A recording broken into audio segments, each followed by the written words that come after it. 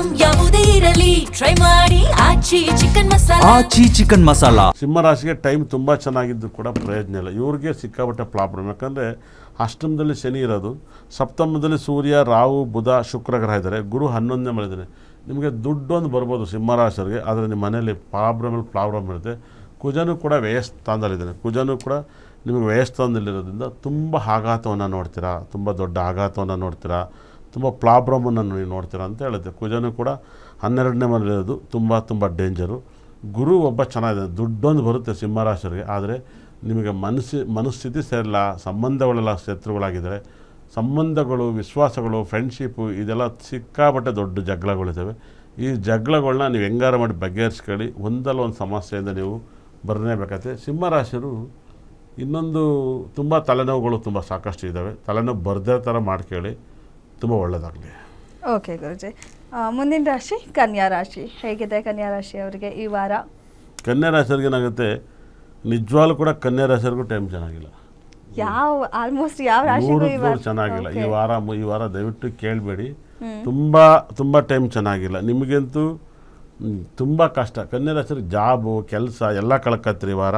ಮತ್ತು ಸಾಕಷ್ಟು ಪ್ರಾಬ್ಲಮ್ ಬರುತ್ತೆ. ಯಾಕಂದರೆ ಸಪ್ತಮದಲ್ಲಿ ಶನಿ ಇರೋದ್ರಿಂದ, ಮತ್ತು ರಾಹು, ಬುಧ ಇವರೆಲ್ಲ 6ನೇ ಭಾವದಲ್ಲಿದೆ. ಇದು ಭಯಂಕರ ಡೇಂಜರ್ ಅಂತ ಹೇಳುತ್ತೆ. ಅಂತಿಂಥ ಡೇಂಜರ್ ಅಲ್ಲ, ಸಿಕ್ಕಾಪಟ್ಟೆ ಡೇಂಜರ್ ಅಂತ ಹೇಳುತ್ತೆ. ತುಂಬ ಡೇಂಜರ್ ಅಂತ ಹೇಳುತ್ತೆ. ಕನ್ಯಾ ರಾಶಿಯರು ಕೂಡ ಇರೋದ್ರಲ್ಲಿ ಶತ್ರುಗಳನ್ನ ಎದುರಾಕಿಬಿಡಿ, ಇನ್ನೆಲ್ಲ ಚೆನ್ನಾಗಿದೆ ಅಂತ ಹೇಳುತ್ತೆ.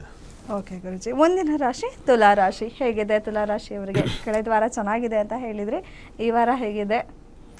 ಇಲ್ಲ, ತುಲಾ ರಾಶಿಯರಿಗೆ ಈ ವಾರ ಹೈಯೆಸ್ಟ್ ಕೆಟ್ಟಿರೋದು ಅವರನ್ನೇ.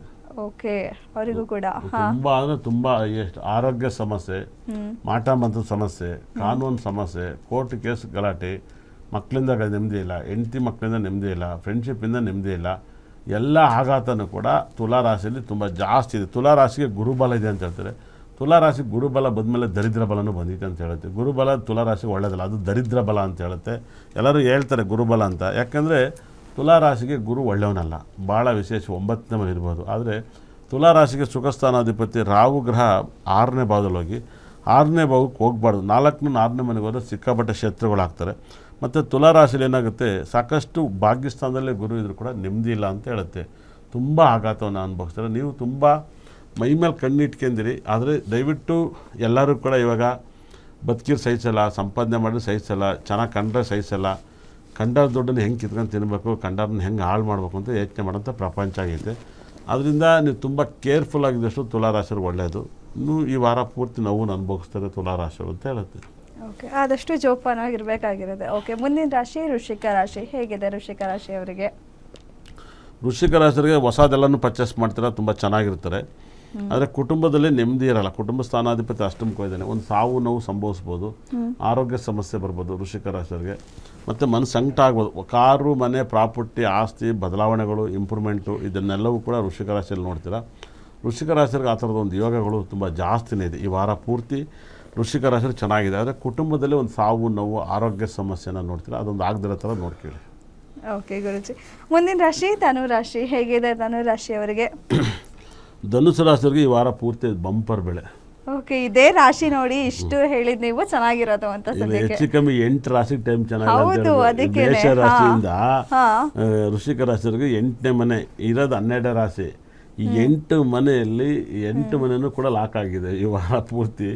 ಲಾಕು ಧನುಸು ರಾಶಿಯವರಿಗೆ ತುಂಬ ಒಂದು ದೊಡ್ಡ ಬೆನಿಫಿಟ್ ಅಂತ ಹೇಳುತ್ತೆ. ತುಂಬ ದೊಡ್ಡ ಬೆನಿಫಿಟ್ಟು, ತುಂಬ ದೊಡ್ಡ ಬೆನಿಫಿಟ್ಟು, ತುಂಬ ಬಂಪರ್ ಬೆಳೆ. ಧನುಸು ರಾಶಿಯಲ್ಲಿ ಒಂದಲ್ಲ ಒಂದು ಕಷ್ಟದಲ್ಲಿದ್ರಿ, ಈ ಕಷ್ಟದಿಂದ ನೀವು ಪಾರಾಗ್ತೀರಾ ಅಂತ ಹೇಳುತ್ತೆ. ಈ ಕಷ್ಟದಿಂದ ನೀವು ಪಾರಾಗ್ತೀರಾ, ಚೆನ್ನಾಗಿ ಆಗ್ತೀರಾ. ಈ ವಾರ ಪೂರ್ತಿ ಚೆನ್ನಾಗಿದೆ. ದಕ್ಷಿಣಾಮೂರ್ತಿನ ಪ್ರಾರ್ಥನೆ ಮಾಡಿ ಇನ್ನೂ ಸಖತ್ತಾಗಿರ್ತಾರೆ, ತುಂಬ ಒಳ್ಳೆಯದಾಗುತ್ತೆ. ಓಕೆ, ಮುಂದಿನ ರಾಶಿ ಮಕರ ರಾಶಿ. ಹೇಗಿದೆ ಮಕರ ರಾಶಿ ಅವರಿಗೆ? ಮಕರ ರಾಶಿ ಇಷ್ಟು ದಿವಸಕ್ಕೂ ಇವಾಗಲೂ ತುಂಬ ರಾಜಯೋಗವನ್ನು ಕೊಡ್ತೈತೆ.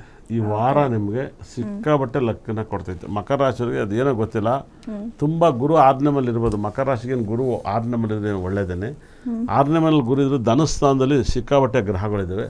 ಅದರಲ್ಲೂ ಕೂಡ ಈ 29ನೇ ತಾರೀಕಿಂದ ಇನ್ನೂ ಒಳ್ಳೆಯ ಟೈಮನ್ನು ಮಕರ ರಾಶಿಯವ್ರು ನೋಡ್ತಾರೆ. ಮಕರ ರಾಶಿಗೆ ಪ್ರಾಪರ್ಟಿ ವಿಚಾರ, ಆಸ್ತಿ ವಿಚಾರ, ಮನಸ್ಸಿಗೆ ನೆಮ್ಮದಿ, ತುಂಬ ಅಂದರೆ ತುಂಬ ನೆಮ್ಮದಿ.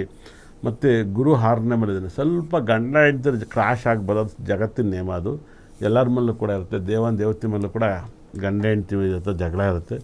ಹಾಗಾಗಿ ಅದನ್ನು ಯಾರು ಬುದ್ಧಿವಂತರಾಗಿ ಚಾಣಕ್ಯನಾಗಿ ಬಗೆಹರಿಸ್ಕೊಳ್ತಾರೋ ಅವ್ರದ್ದು ಪ್ರಾಬ್ಲಮ್ಮು ಖಂಡಿತಲೂ ಕೂಡ ಬಗೆಹರಿತಿದೆ.